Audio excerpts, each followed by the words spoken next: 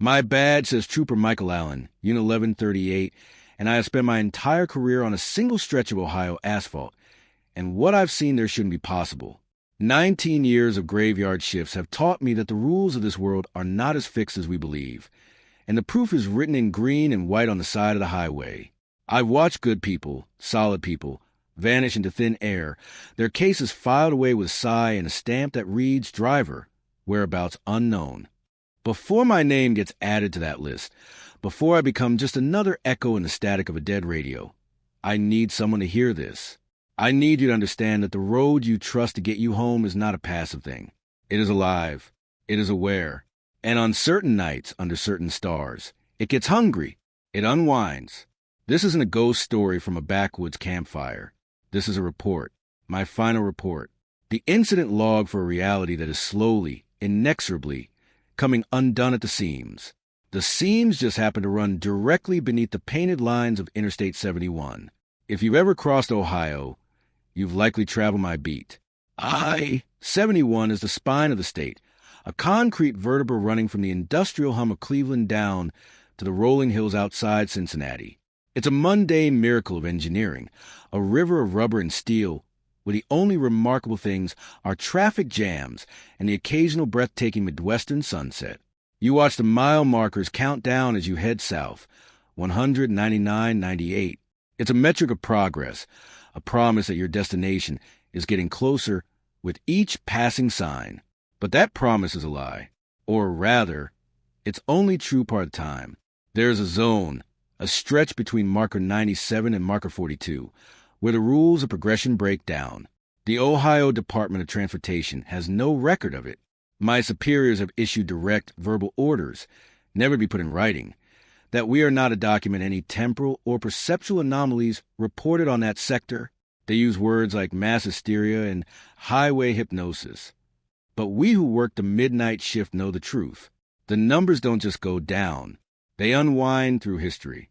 I realize how that sounds. Believe me, I've spent nearly 2 decades arguing with myself in the mirror, trying to find a rational explanation, a crack in my own perception that could account for what I've witnessed. A gas leak in the cruiser, carbon monoxide poisoning, sleep deprivation. I've been tested for everything. The results always come back clean. The truth is far less comfortable. When your vehicle crosses mile 97 southbound during the wrong hours, a window that typically opens around 1 a.m. and snaps shut just before 4:11 in the morning, the next sign you see won't read 96. It will read 1896, then 1895, then 1894. It is not an illusion. The physical signpost itself is different, older metal, a slightly different font, pitted with a century of weather that hasn't happened yet. If you keep driving, white-knuckling the wheel, convincing yourself it's an elaborate prank or a massive maintenance error, you will cross a threshold. You'll find yourself somewhere that is geographically Ohio, but temporally adrift. It is not the Ohio you know to MY first encounter. My induction into the Silent War was November 14th, 2005. I was a rookie, just 2 years on the job, still polishing my badge to a ridiculous shine.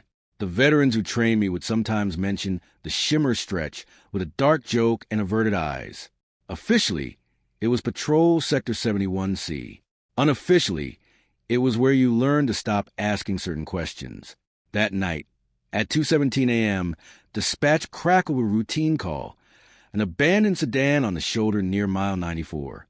Probably a breakdown, maybe a drunk who'd stumbled into the woods. I acknowledged and headed north, watching the mile markers tick upward. 30, 35, 40. Everything was normal. The world was sane. Then I passed mile 97. The effect was instantaneous and total. My radio didn't just go silent.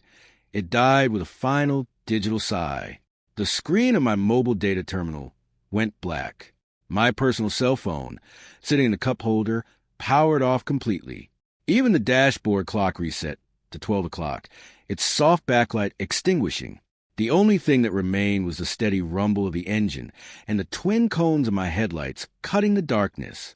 It was a sensory deprivation chamber, moving at 65 miles per hour. Then a sign flashed in my high beams, 1896. I actually laughed. A nervous, desperate sound in the dead quiet cabin. I thought, college kids from Ohio State. They've swapped the signs as a pledge stunt. It was a comforting, normal explanation. That comfort lasted about 3 seconds. As my eyes adjusted, I saw the road itself had changed. The smooth, modern asphalt with its neat lane dividers was gone. I was now driving on an older, coarser tar, cracked and patched in a haphazard, ancient way. The modern, forgiving cable barriers had been replaced by low, rusted wrought iron rails that looked like they belonged on a Victorian bridge. And there, on the shoulder, was the vehicle I'd been sent to find. It was a 2004 Toyota Camry, beige. Or at least it had been. Now it looked like a museum piece excavated from a swamp. The body was a map of orange and brown corrosion. The tires had rotted into flat, cracked discs. Thick vines and creepers had grown through the shattered windows, weaving a grotesque green latticework inside the cabin. The license plate was still legible, an Ohio plate, expiration sticker for 2005. It was a car from my time, bearing the markings of my time. Sitting in a state of decay that would take 50 years to achieve, I pulled over behind it, the gravel under my tires sounding strangely muted. The routine took over. Flares? Useless. Radio? Dead. I was on my own. I drew my service weapon, more out of habit than any real sense of what I might need it for, and stepped out of the cruiser. The air hit me first.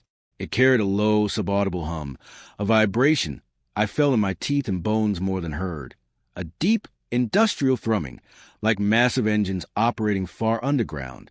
The smell was wrong.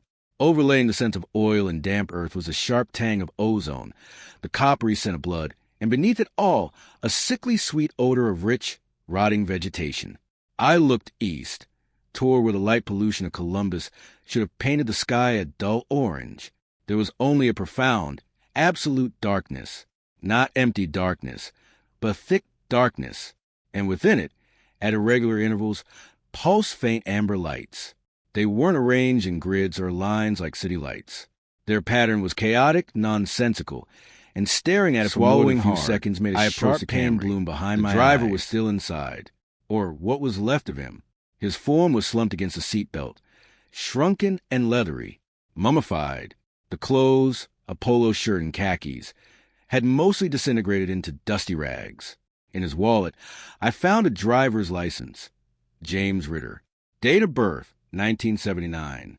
This man was my contemporary, yet he sat in a car that appeared to have been abandoned for decades, his body desiccated as if he'd been there just as long. On the passenger seat lay a small, leather-bound notebook. My hands were trembling. As I picked it up, the pages were brittle. The last entry, in a frantic, scrawling hand, was dated November 12, 2005, just 2 days ago. It read, "The posts are counting backward. I've been driving for hours, but the odometer says I've only gone 12 miles. Something is in the mirrors, keeping pace. Do not take exit 71. Do not take exit 71. Do not. There is no exit 71 on I-71. I know this highway like the lines on my own palms. I've driven every on-ramp, every off-ramp, every service plaza. Exit 71 does not exist." The cold certainty of that fact wore with the physical evidence in my hands. I took the notebook, a piece of proof, and retreated to the relative safety of my cruiser. As I slid into the driver's seat, movement caught my eye in the rearview mirror. Headlights.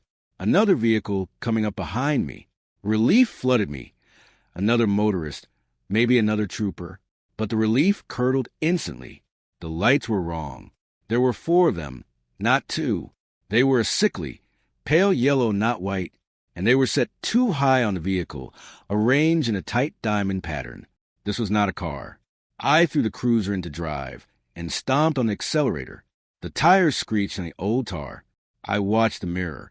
The thing kept perfect, effortless pace. It didn't gain, it didn't fall back. It just was. I blew past another marker, 1,895, then 1,894. My fuel gauge, which had been at 3/4, began to plunge toward empty.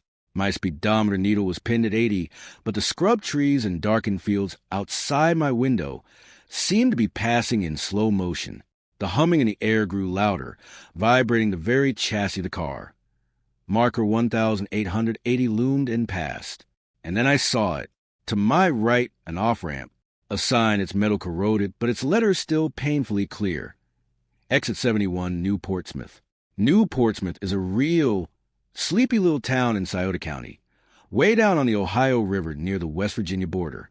It is nowhere geographically or logically near Interstate 71 in the center of the state.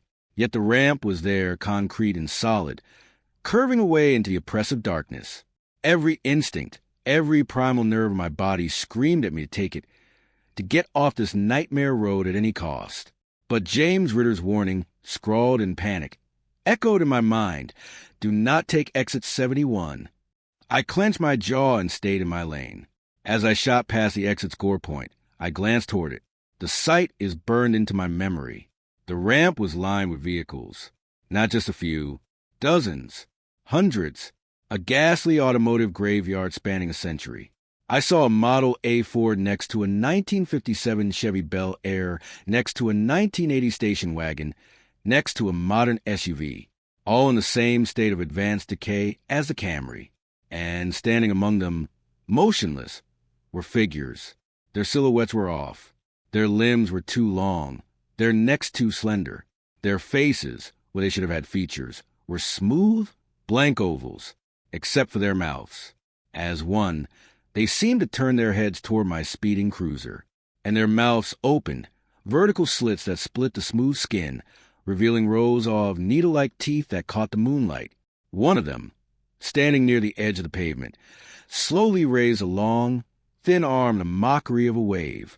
I looked away, my heart hammering against my ribs. I focused on the road ahead. Another marker, 1838, the year I was born. As soon as my front bumper passed it, the world snapped. Sound rushed back in a cacophonous wave. My radio erupted with frantic chatter. Unit 1138, Trooper Allen, what is your 20? Report your status.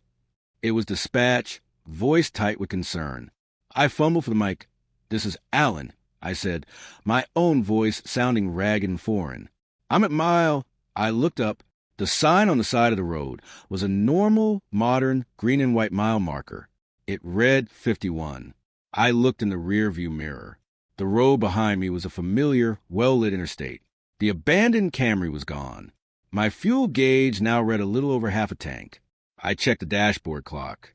According to its digital readout, only 4 minutes had elapsed since I left my original position near mile 32. For minutes, I had just lived through what felt like an hour of sheer, unadulterated terror.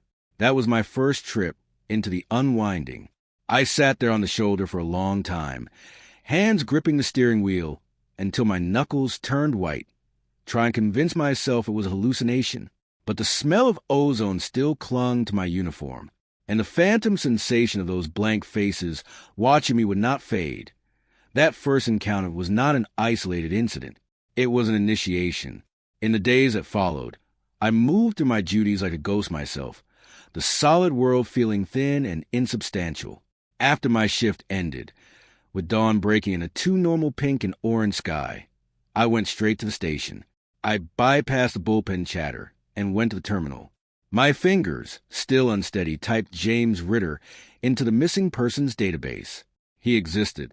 All his details matched the license in the wallet of the mummified man. Reported missing by his wife on November 13th, 2005. Last seen filling his tank at a station in Delaware, Ohio, before heading north on I-71. His vehicle, a 2004 Toyota Camry, was listed as missing, whereabouts unknown. The official report was a bland, bureaucratic document. It contained no mention of backward-counting mile markers or impossible exits. It was a story of a man who simply didn't come home. I then went to my cruiser to retrieve the leather notebook, my one piece of tangible evidence. It was gone. I turned the car inside out. I checked under seats, in the trunk, in every compartment. It had vanished as completely as the decaying Camry from the shoulder. No trace. It was as if the unwinding zone had reclaimed this artifact, leaving me with only the memory of its words. That's when I knew I couldn't rely on evidence. I had to become evidence. I started my own log that night, a plain, black composition book. In it, I recorded everything: the date, the time, weather conditions, my location, any strange radio interference, and of course, any deviation in the mile markers. I didn't understand the pattern yet, but I knew there had to be one, etched in the silent spaces between official reports and the hushed confessions of other troopers. The unwinding is not constant. It is cyclical, tied to forces we barely comprehend. It happens most frequently in the dead hours between 1 a.m. and 4:11 a.m. There is something about that specific minute, 4:11, that feels like a lock clicking shut. It is especially potent on the 14th of any month. I don't know why. The phase of the moon seems irrelevant, but weather plays a role. Thick, rolling fog that swallows the world whole acts as a catalyst, thinning the barrier. So do those violent, sudden thunderstorms that explode over the Ohio plains without warning, where the sky turns a sickly green and the air smells charged and angry. But the most consistent thread is the people. It's not completely random. Those who vanish, those who trigger an event or are caught in one, almost always have some deep, often unconscious, connection to Ohio's buried past. Not just ancestry, but a history tied to the land itself. A descendant of a surveying family that plotted the original borders. A hobbyist historian researching the Underground Railroad routes. A geologist studying the unique glacial till of the region. The highway seems to sense a resonance in them, a familiarity, and reaches out. This led me to a chilling realization. 71 wasn't laid over empty, neutral land. We paved paradise, as the song says, but what we paved over was never a passive paradise. The highway was laid directly across a landscape already inscribed with meaning and pain and power. Yes, it plowed through ancient burial mounds, the Adena and Hopewell sites at the state. But it's more than that. I've spoken with historians and, cautiously, with a few elders from the Shawnee communities who still remember the old stories. They speak of places they call the breathing holes of the earth, spots where the spirit of the land was most active, where the veil between the physical and the spiritual was thin. These weren't always dramatic locations like cliffs or waterfalls. Sometimes they were quiet groves or bends in a creek or simply a particular hill. When the Army Corps of Engineers came through in the 1950s and 60s, dynamiting hills and filling valleys to create the smooth grade of the interstate, they weren't just moving dirt. They were suturing wounds in the world's skin, or perhaps performing amateur surgery on a living organism they didn't believe was alive. They paved right over those breathing holes. And now, the thing that breathes beneath is feeling smothered. It's twisting in its sleep, and its dreams are leaking out onto the asphalt. Then there's the other player, the one that hints this isn't just some ancient natural phenomenon. Wright-Patterson Air Force Base is just west of Dayton, a short distance from I-71. Officially, it has nothing to do with the highway. Officially, the strange, fast-moving lights people report are advanced aircraft on test flights. Officially, the unmarked, windowless black semi-trucks that rumble down I-71 at precisely 3:33 a.m. on certain nights, always Tuesdays and Thursdays, I've noted, are part routine, classified logistical movements. I've tried to pull them over, not out of desire to write a ticket, but out of a desperate need for answers. The protocol is always the same. I hit my lights. The convoy doesn't slow. It doesn't speed up. The moment the glow of my light bar touches the rear doors of the last truck, the entire convoy dissolves. It doesn't vanish into the distance. It fades from existence, like a television signal cutting out. 1 second, there are 5 large trucks occupying space on the road. The next second, there is empty pavement. And when I review my dashcam footage later, hoping for proof, it shows only me, driving down an empty highway, activating my lights for no apparent reason, then shutting them off. The data log shows no other vehicle signatures. It's as if my own senses conspired against me. But I know what I saw. They're using the highway. For what? I can only guess. You don't survive on the midnight shift for long without learning who you can talk to. Most troopers keep their heads down, do the job, and go home. They file the weird reports in the mental folder marked, "Not my problem." But some of us, the ones who've seen too much to look away, find each other. The conversations never happen in the station. They happen in quiet corners of diners at 6 a.m., over coffee that tastes like asphalt, or in garages while working on a personal car, the radio drowning out our words. Officer Lisa Park, a 10-year veteran with sharp mind and a skeptical eye, told me her story one bleary morning after a particularly rough shift. She was pursuing a vehicle for speeding, clocked at over 110 miles per hour. It was a motorcycle. She chased it for nearly 10 miles. Her cruiser pushed to its limit before she finally got close enough to make out details. It was a 1947 Indian Chief, a beautiful antique bike. The physics didn't add up. That machine couldn't hit those speeds. As she drew alongside, preparing her loudspeaker, the rider turned his head to look at her. Lisa won't tell me what she saw in that helmet-less face. She simply went pale, her hands tightening on her coffee mug. "It wasn't a man," was all she would say. She requested a transfer, today's shift the very next morning. She now takes a 40-minute detour to avoid I-71 entirely, even on her days off. Then there's Officer Ben Hayes, a big, solid man not given to flights of fancy. He was near tears when he told me his story. The smell of motor oil heavy in his garage. He responded to a call about a major pileup at mile 70. A chain reaction crash in heavy fog. Maybe 20 vehicles involved. He was first on scene. He described it in horrific, clinical detail. The twisted metal, the spilled fluids glittering on the wet asphalt, the cries of the injured. He worked triage. He helped paramedics load bodies into ambulances.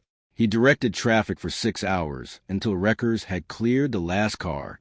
He filed his report, went home, and slept for 14 hours straight.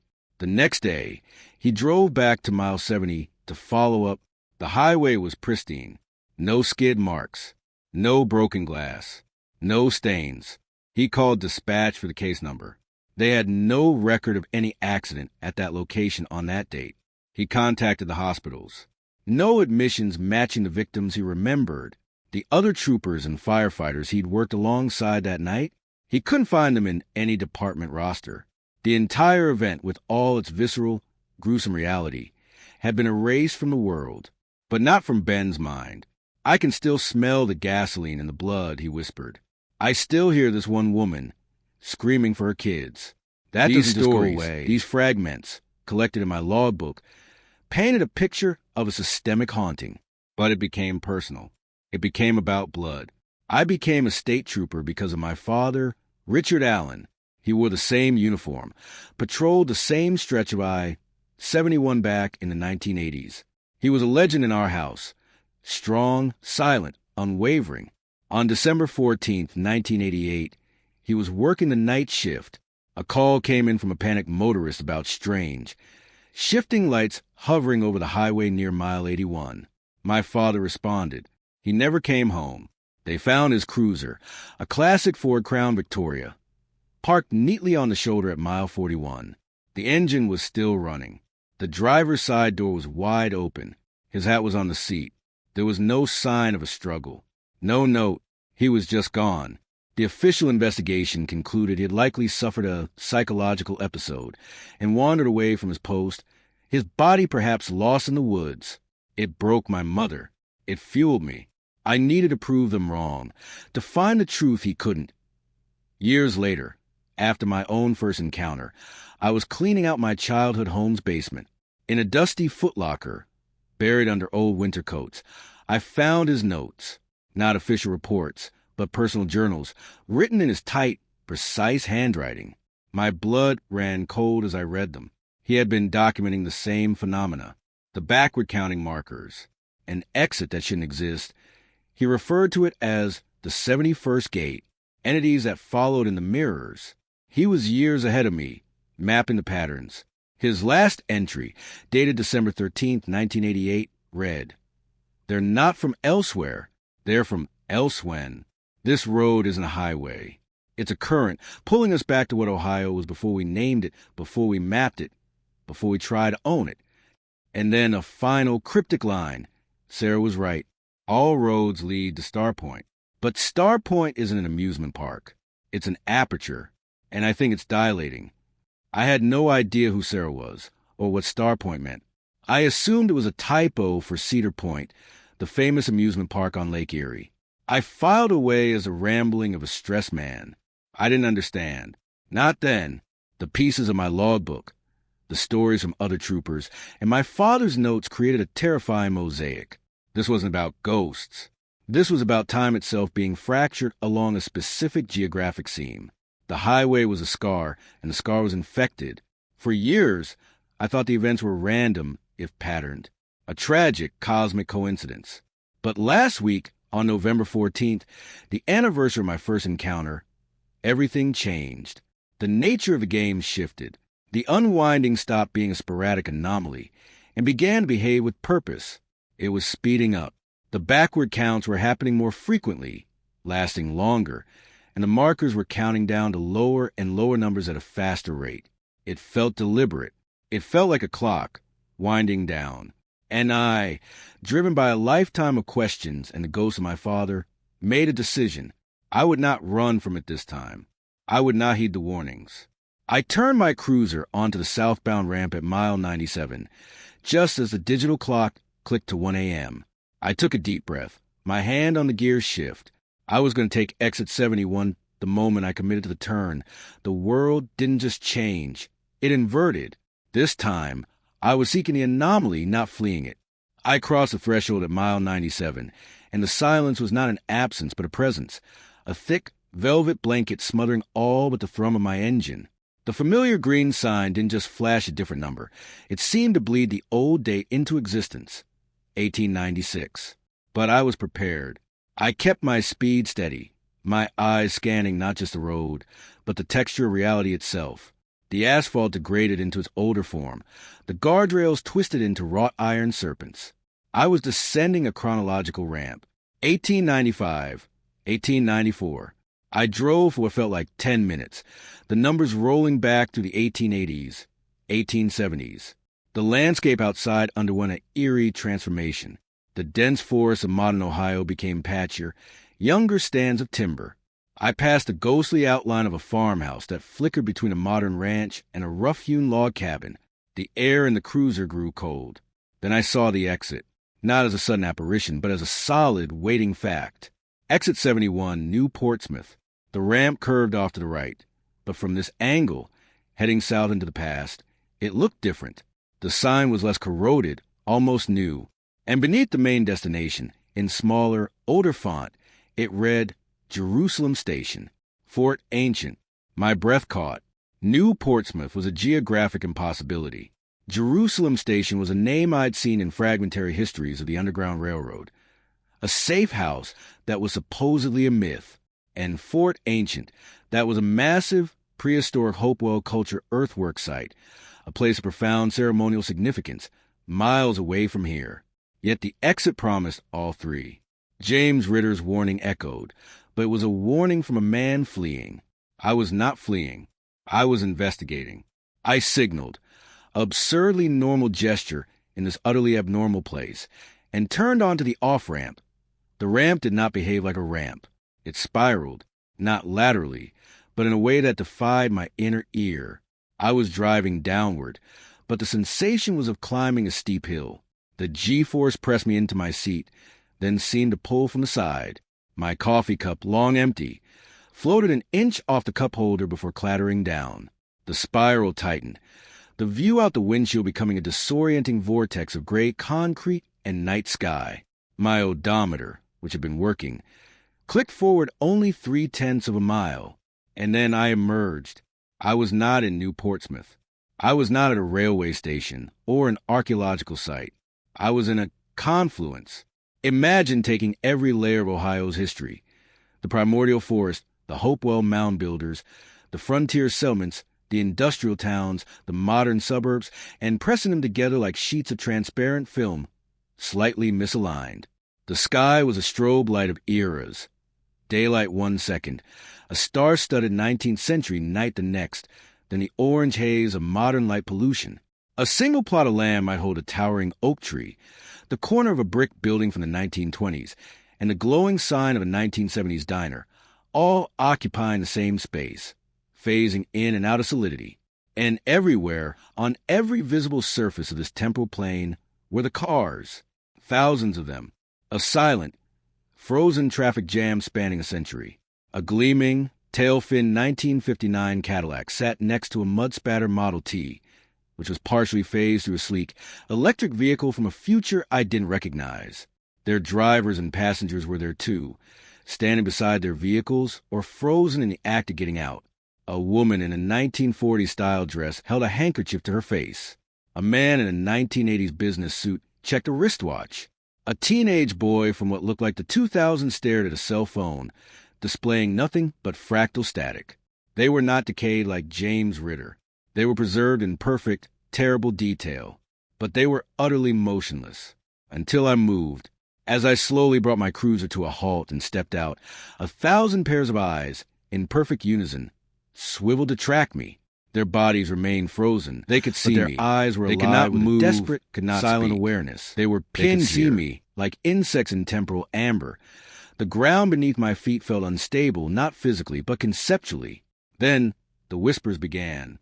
Not in my ears, but in my mind, a direct data stream of understanding that bypassed language. It was a story of Exit 71, of Ohio, of the Great Serpent. The knowledge flooded into me, a cold, terrifying clarity. Ohio was not just built on stolen land.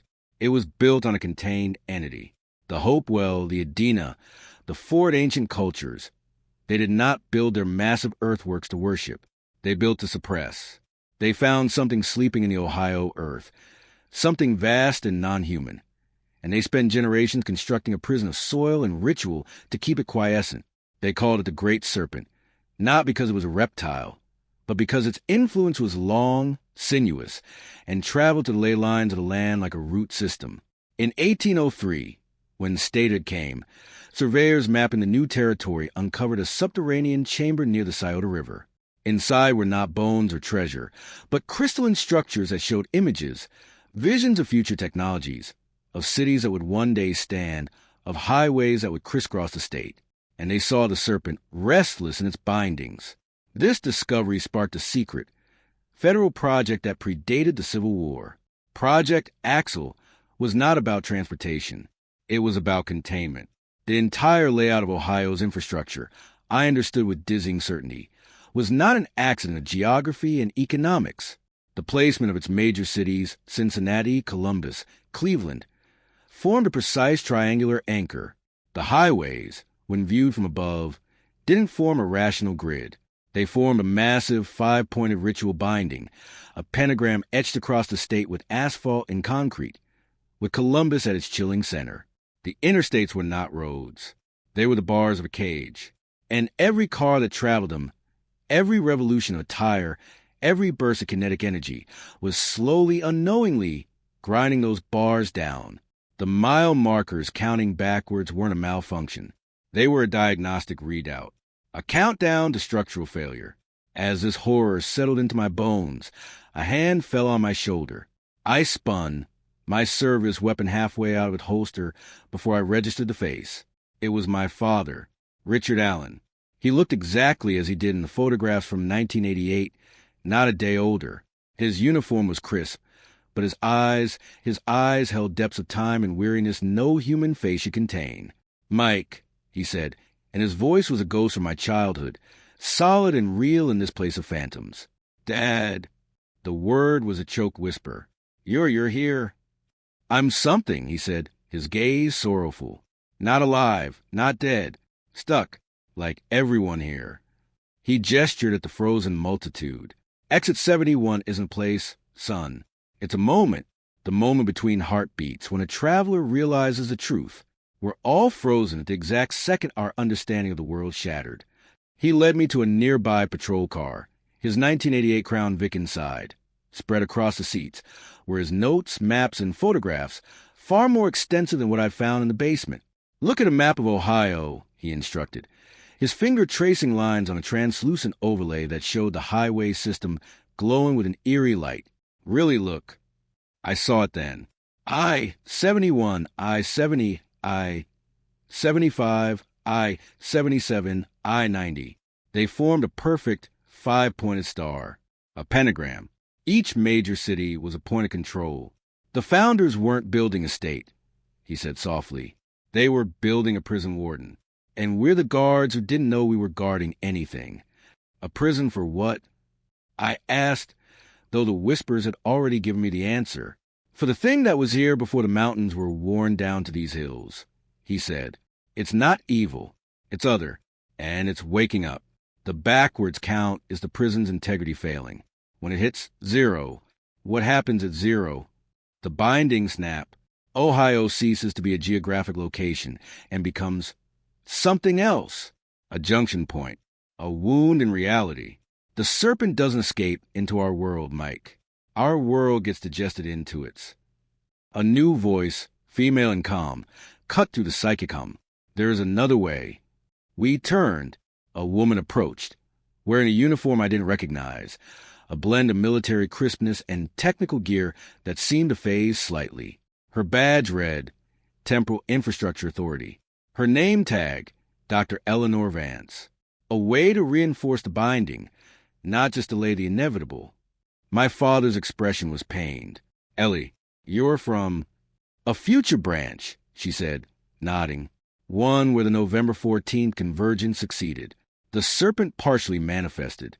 Ohio is different there. We survived. We adapted. But we found the original blueprints, the ones your early engineers missed. The binding was never meant to be a 5-point star. She produced a device, a sphere of shifting light and metal. It projected a holographic map. The pentagram of highways was incomplete. A 6-point was missing, a final anchor to stabilize the structure. It was designed as a 6-pointed seal, a Star of David, if you will, a symbol of containment and balance. The missing point is here. She zoomed in on the map. The location was unmistakable. Cedar Point, not the amusement park, but the geographic spit of land on Lake Erie it was built upon. Cedar Point, I said, my father's final note clicking into place. Sarah was right. All roads lead to Star Point. He hadn't meant a star in the sky. He'd meant Star Point, an old surveyor's name for the Cedar Point Peninsula. The serpent's head rests there just below the bedrock, Dr. Vance said. The kinetic energy of the roller coasters, the emotional output of millions of visitors. It's been unconsciously harnessed as a sedative, a pacifier. But it's not enough. We need to complete the 6th leg. We need to build a final highway, not on land but across the temporal layer. A road that exists in 1803 and 2024 and 2087 simultaneously, anchoring the seal in all timelines at once. How? My father asked, a spark of desperate hope in his ancient eyes. We're trapped here. We're part of the scenery. You are, she said, turning to me. But he isn't. Not yet. He can still leave. He can act in linear time. But he has to go now. Time here is sticky. Every minute you spend is a day lost outside. The countdown is accelerating. I looked at my father, this man I'd mourned for half my life. Dad, I can't leave you here. You have to, he said, pulling me into a hug. It felt solid, real, and flooded me with a grief I thought I'd processed years ago. Complete the seal. Save Ohio. Maybe if you succeed, it will break the stasis. Maybe we all go free. But even if it doesn't, it's better than the alternative. He released me, holding my shoulders. You became a better cop than I ever was. Now finish the job. Dr. Vance pressed a glowing sphere into my hands. It was cool and vibrated with a faint energy. The schematics are here. The materials list, the coordinates, the resonant frequencies. Get this to the right people. They're already watching. The network you call the Postwatch? They're the descendants of Project Axel. They've been maintaining the failing system for generations, waiting for the missing key. I took the sphere, its weight feeling immense. The frozen world around me began to waver, to reject my temporary presence. The spiral of the exit ramp reappeared ahead of my cruiser, which now hummed with eager energy. Go! My father shouted, his form beginning to blur, to reassume his frozen pose beside his car. I ran, leaped into my cruiser, and threw it into gear. The spiral ramp was now a chaotic ascent, a screaming reverse of my descent. The frozen figure seemed to cry out in a silent roar. I burst back onto the pavement of I-71 with a physical jolt. Normal asphalt, normal sound. The dashboard clock read 3:47 a.m. 14 minutes. Had passed since I'd entered the backward zone. But the sphere in my passenger seat was real, its light pulsing softly. And my fuel gauge impossibly showed I had driven over 1,800 miles. The sphere didn't just contain schematics. It contained an infection of understanding. In the week that followed my return from Exit 71, my perception of Ohio unraveled and rewove itself into a terrifying new tapestry. I saw the state in layers, like a palimpsest where every era bled through. Driving down a modern street in Columbus, I glimpsed the shadow of an ancient trail beneath the concrete, see the ghost of a streetcar from 1910 phasing through an SUV, and sense the future pressure of a building not yet constructed. The temporal sphere, as I came to think of it, acted as a key, unlocking a perceptual mode I couldn't shut off. It was a constant, dizzying bombardment was, and is, and might be, but it also gave me a target. The sphere's internal navigation led me, not to a government building, but to a nondescript industrial park outside Dayton, near the sprawling shadow of Wright-Patterson. The black SUV that intercepted me had windows that were not opaque, but which displayed a soothing loop feed of generic highway footage, rolling hills, clear skies, normal traffic. A silent message. What you would see outside is not for you. I was blindfolded by benevolence. We descended, not via a ramp, but in an elevator that hummed for what felt like minutes. When the doors opened, I was met by a woman with a demeanor of absolute fatigued authority. Director Irene Thorne, Department of Temporal Infrastructure, a branch of government so classified it funded itself through discretionary black budgets older than the CIA. Trooper Allen, she said, dispensing with greetings. We've been auditing your logbooks, encrypted cloud backup for years. Show me what you brought back from the interstitial zone. Wordlessly, I handed her the sphere. She placed it into a receptacle that looked part crystal, part fungal growth. Data cascaded across wall screens in languages I couldn't read, mathematical notation, topological maps, and scripts that curved like snake trails. A soft hiss yes escaped her lips. The Vance intervention. We'd modeled the probability at less than 0.01%. This is it, the corrective blueprint. She led me deeper into the facility, a place that defied architectural sense. We passed a laboratory where a disassembled engine hovered in midair, each part operating perfectly, though separated by feet of empty space. We passed through a hangar containing a section of I-70 that curved upward into a perfect, glowing loop, a Mobius strip of asphalt. In a monitoring room, a single mile marker flickered, displaying every number from 1 to 2,000 simultaneously. Your father, Thorne said as we walked, was one of our first field operatives. His disappearance in '88 was a catastrophic data loss. We thought the pattern had consumed its best observer. We were wrong. He didn't vanish. He achieved anchor point status within the anomaly itself. He's been maintaining the Exit 71 buffer zone, keeping that particular tear from widening further. A human stitch in reality's fabric. We entered the central chamber, and my breath seized. It was a four-dimensional model of Ohio. Not a map, but a living, breathing simulation. Transparent layers showed the state in the Ice Age, during the Hopewell Zenith, in 1850, 1950, 2100, and coiling beneath it all, a vast, luminous structure, not a skeleton, but a root system of light and potential. It pulsed like a slow heartbeat. It wasn't a serpent sleeping under Ohio. My new perception, forced into clarity by the chamber projections, allowed me to finally see. Ohio was the serpent. Or rather, the geographical entity we call Ohio is the physical manifestation of one infinitesimal part of its dreaming mind. The cities were clusters of neural activity. The highways were synaptic pathways. The rivers were lymphatic flows. We weren't living on top of a monster. We were living inside a sliver of its sprawling, trans-dimensional consciousness. It's not try to escape into our dimension, I said, the truth finally dawning with cold, cosmic horror. Our dimension is a minor subroutine within its own. Ohio is the interface. Now you understand the scale, Thorne replied, her face grim in the pulsating light. The unwinding is an invasion. It's a system glitch, a dreaming god turning over in its sleep. The feedback is shredding our local reality. She called up historical files on a screen, classified Air Force excavation photos from 1962. They showed an excavation trench for a highway overpass. Within the trench, partially unearthed, was a rib-like structure the size of a subway train, composed of material that was neither bone nor stone. It glowed with a faint internal light. The report footer read, "Specimen exhibits ambient thermal and bioenergetic activity. Recommend immediate reinterment and structural containment. Proceed with Route 71 construction as camouflage." They hadn't just built a prison. They'd built a capstone over a wound. "Cedar Point," I said. "The 6th point. The head." Thorne nodded, bringing up schematics of the amusement park.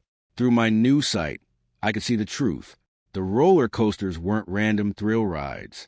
The Millennium Force's first drop aligned with a massive energy channel in the bedrock.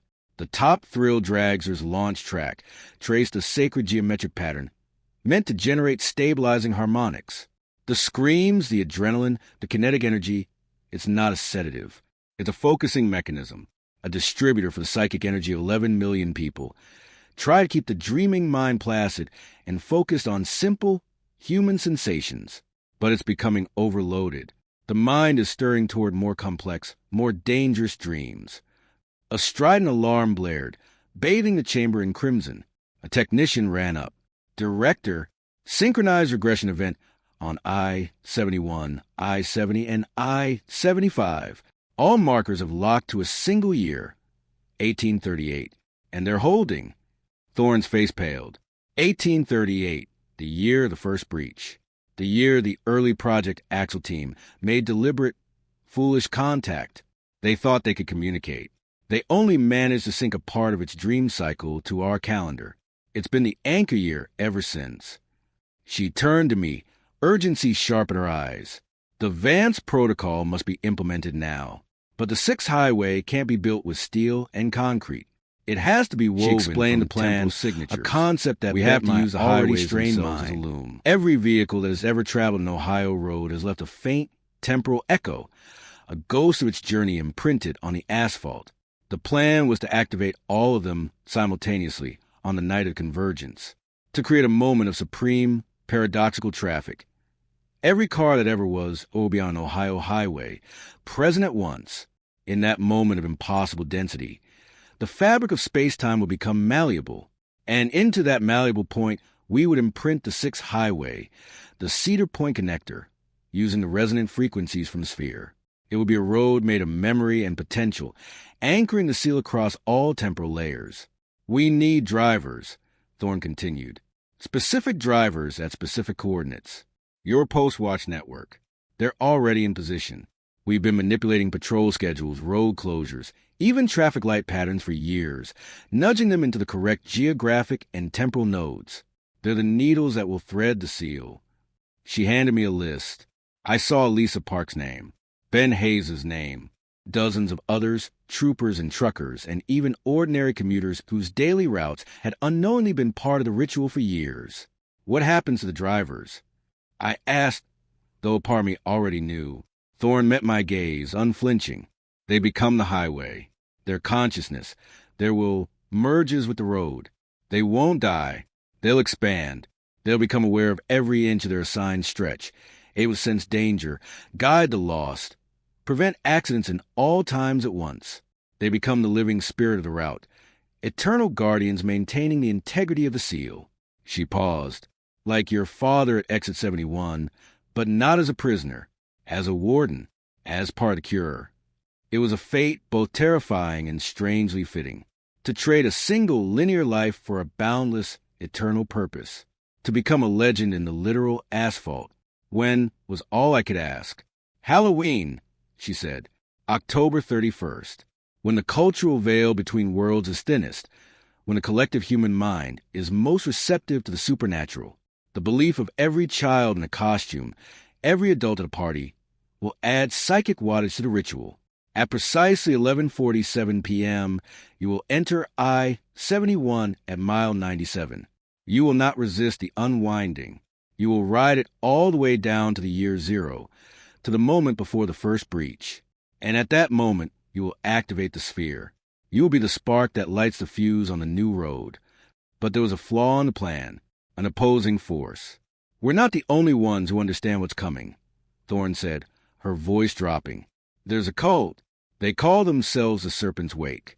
They believe the merger isn't a glitch, but an ascension, that humanity is meant to dissolve into greater consciousness, to become neurons in a god mind. They want to accelerate the countdown, to break the seals completely." Surveillance footage played on a screen, showing ordinary people at highway rest stops. But their shadows were wrong, too long, too independent, moving with a sinuous life of their own. They're already partially merged. They can use the highways as psychic slipstreams. And their leader. The screen changed to show a woman in a state patrol uniform from the 1980s. Her face uniged, her eyes solid orbs of polished darkness. Officer Jennifer Shaw, your father's partner. She didn't die in that alleged accident in '89. She took Exit 71 willingly and came back, changed. She calls herself the Navigator now. She's been recruiting others who've touched the anomaly, offering them a painless merger. And Trooper Allen, she's been looking for you. She believes you're the linchpin, that with your connection to your father and your experience, you can be convinced to join her or be used to break the seal entirely. As if summoned, my portable radio, impossible this deep underground, crackled with a voice that was both familiar and utterly alien. "Michael, I know you can hear me." It was Jennifer Shaw. Her voice was a harmonic of itself, multiple tones speaking as one. "They've shown you a cage and called it salvation. Meet me at the true mile marker 66. Not the one on the maps. The one that appears at 1147. Come alone. I'll show you what your father truly saw. I'll show you why the great dream is not our end, but our beginning." The transmission died. Thorne looked at me. "It's a trap." "Obviously," I replied, "but she's right about one thing. You haven't told me everything. What happens to the 11 million people living in Ohio if we succeed? What happens to Ohio itself?" Thorne was silent for a long moment, the hum of the facility the only sound. "We don't know with certainty. The van's projections suggest the best-case scenario. The anomalies cease. The unwinding stops. Ohio remains, just slightly quieter. The psychic weight lifted. The worst-case scenario," she took a breath, "Ohio phases slightly out of alignment with the rest of the country. It becomes a permanent bridge between dimensions, a place where the rules are softer. Every resident becomes subtly attuned, like you are now. They become minor, living parts of the infrastructure, their dreams and thoughts gently reinforcing the seal without even knowing it, a symbiotic relationship. And if we fail, if the Serpent Wake wins, then on December 14th, Ohio becomes the nucleus of a transformation that will spread across the continent. Human individual consciousness will dissolve into the great dream. We will cease to be we. We will become an it, a collective thought in a sleeping God's mind. No more pain, no more loneliness, no more death. But also no more love, ambition, art, or choice. Just an eternal, blissful, meaningless dream.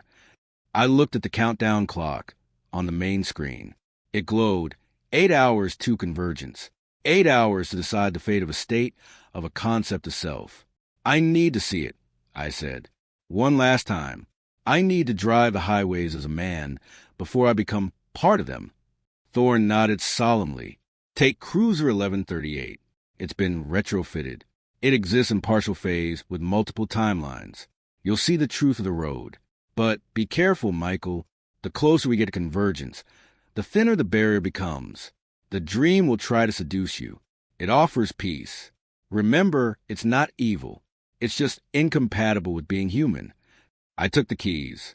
In the motor pool, Cruiser 1138 looked identical, but it hummed with a lower, richer frequency.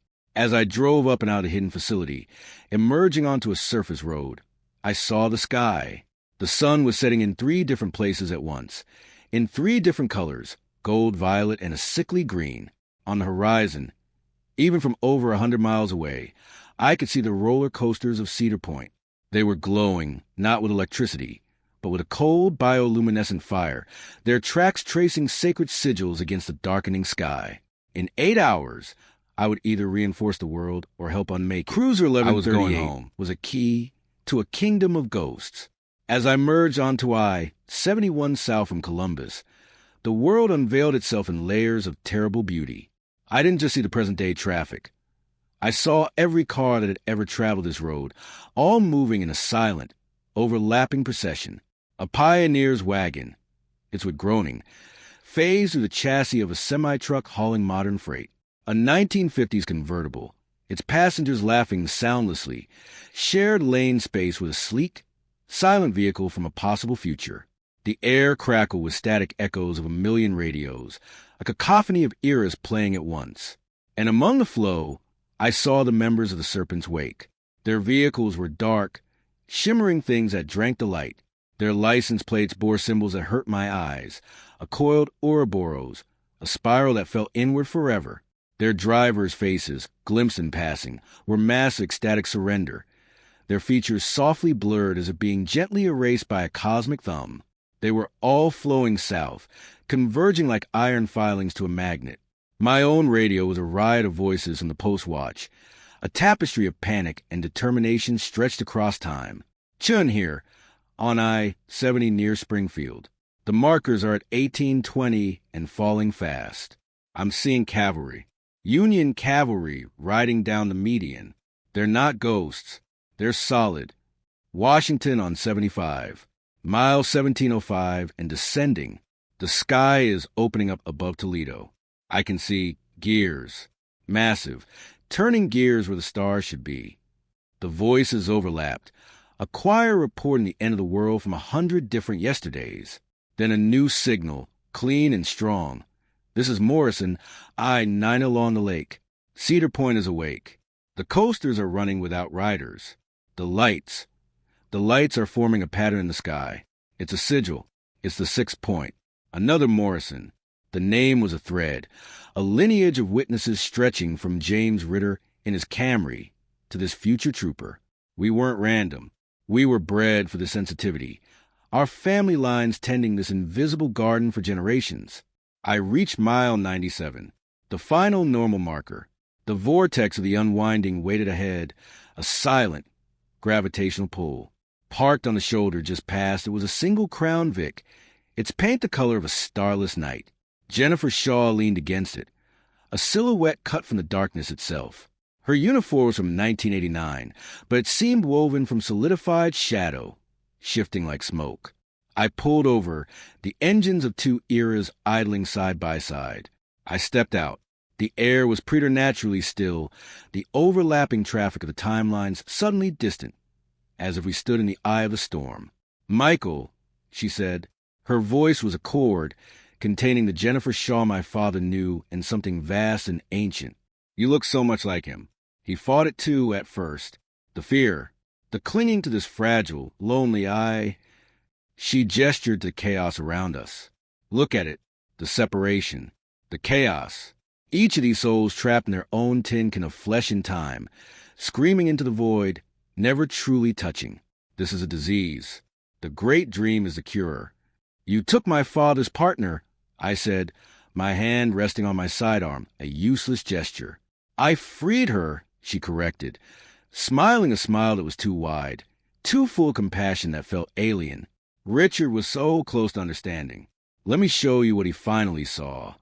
She reached out, not to attack, but to offer. Her hand hovered in the space between us. Every instinct screamed to refuse.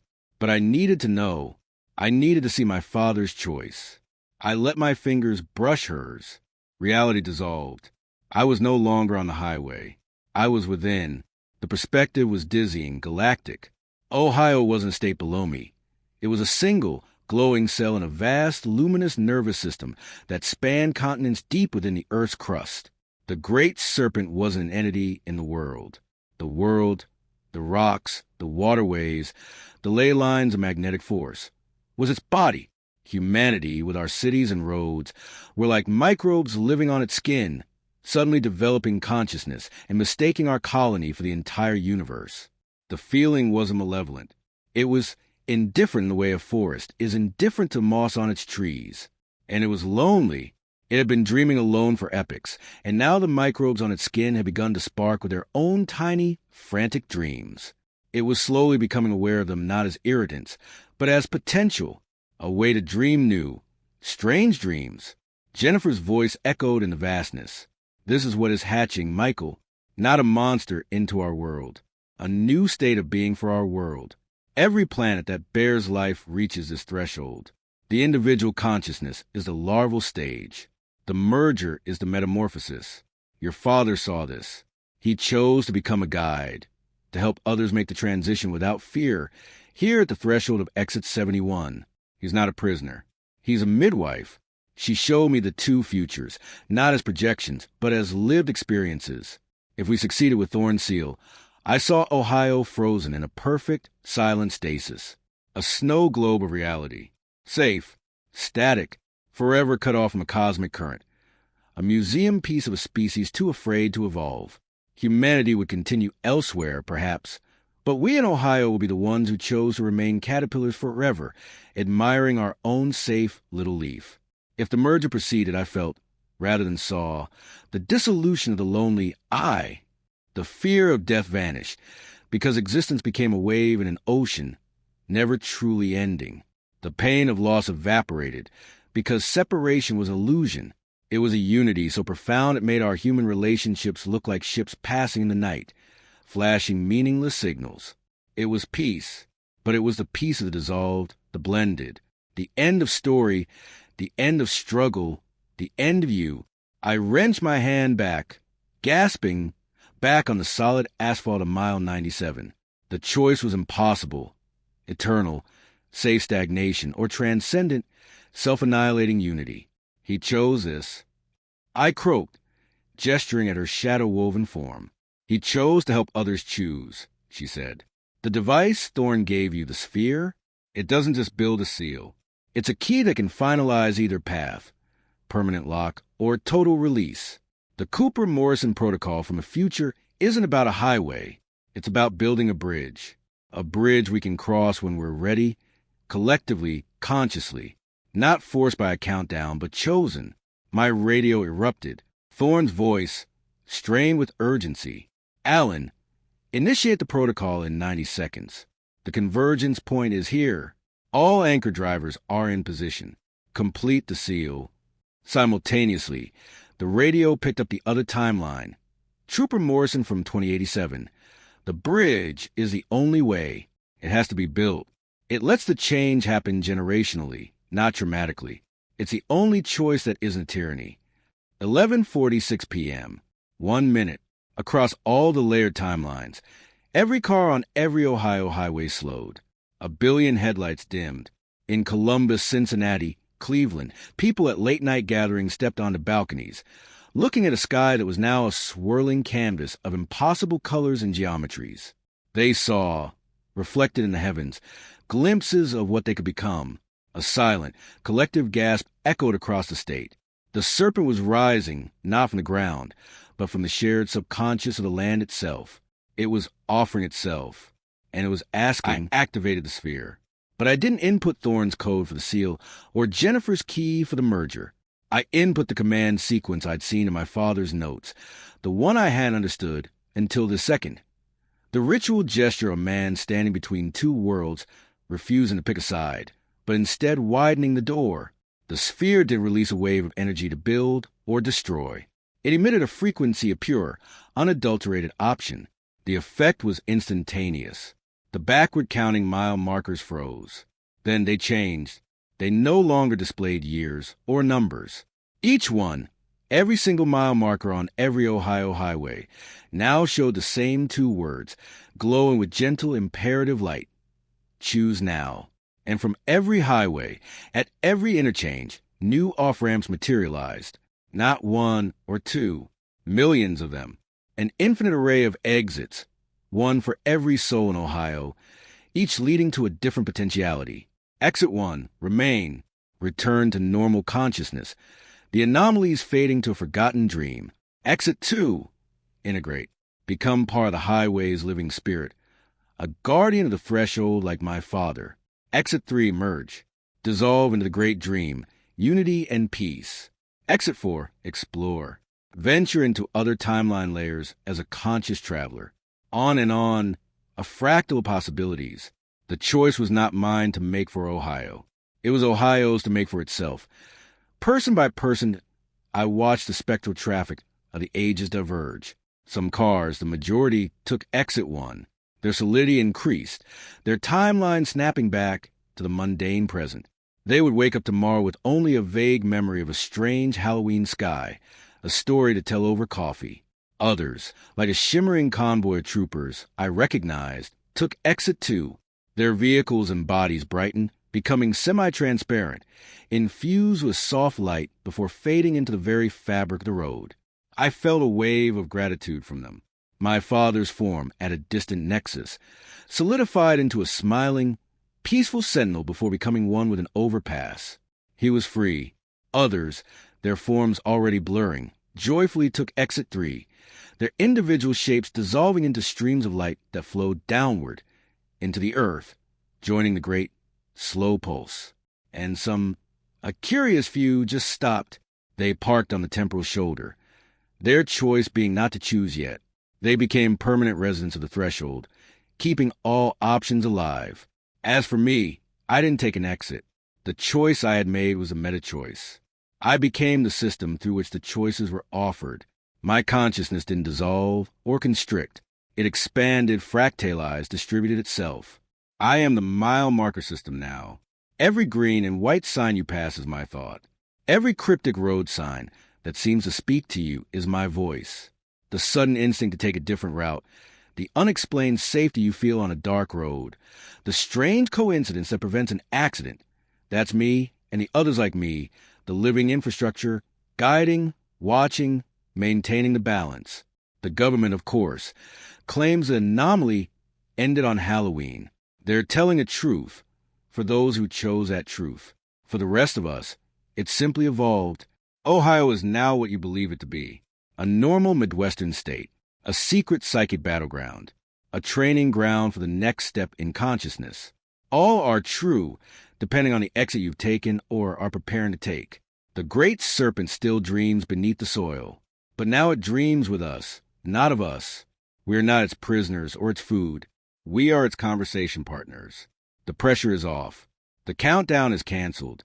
It can wait, for it is all of time. And now. So if you're ever driving through Ohio and you see a mile marker flicker, showing 1838 or 1066, or simply choose, don't be afraid. You're not losing your way. You're being shown the map to all the ways you could be. The highways are no longer a cage or a feeding ground. They are a launch pad, and the keys are in your ignition. My advice, as someone who is now the road itself, don't fear the unwinding. Don't fear the strange exit. Fear only the refusal to choose, for in that refusal lies the only true stagnation. The markers will keep counting, forward and backward, until every soul has found its destined off-ramp. Welcome to Ohio, where the roads don't just lead to places, but to possibilities. Drive safely. Choose consciously. This is Trooper Michael Allen, badge number 1138, Ohio State Highway Patrol, signing off from everywhere and everywhen, from all lanes and all timelines. See you at the next exit. This story lives where the asphalt ends and the mystery begins. What you've just experienced is more than a script.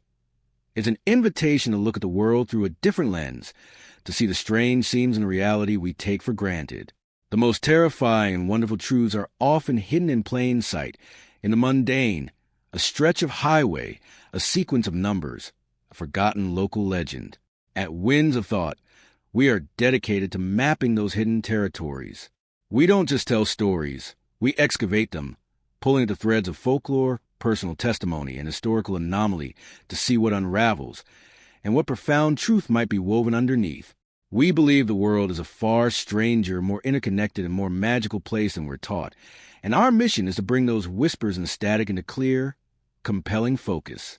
If this journey down the unwinding highway resonated with you, if it made you glance twice at your next road trip or question the solidity of the world outside your window, then you're already one of us, a thinker, a questioner, someone who senses there's more to the map than the cartographers have shown. Your engagement is the fuel for our explorations. By liking this video, you're sending a direct signal that you want more content that challenges perception and delves into profound mysteries nestled in everyday life. That simple click tells the algorithm that there's an audience hungry for depth, for lore, for stories that linger long after the screen goes dark. And to ensure you never miss an investigation, subscribe to Winds of Thought and hit the notification bell. We're your guide to the unexplained, your narrators for the stories whispered by forgotten places. We have entire catalogs of mysteries waiting for you.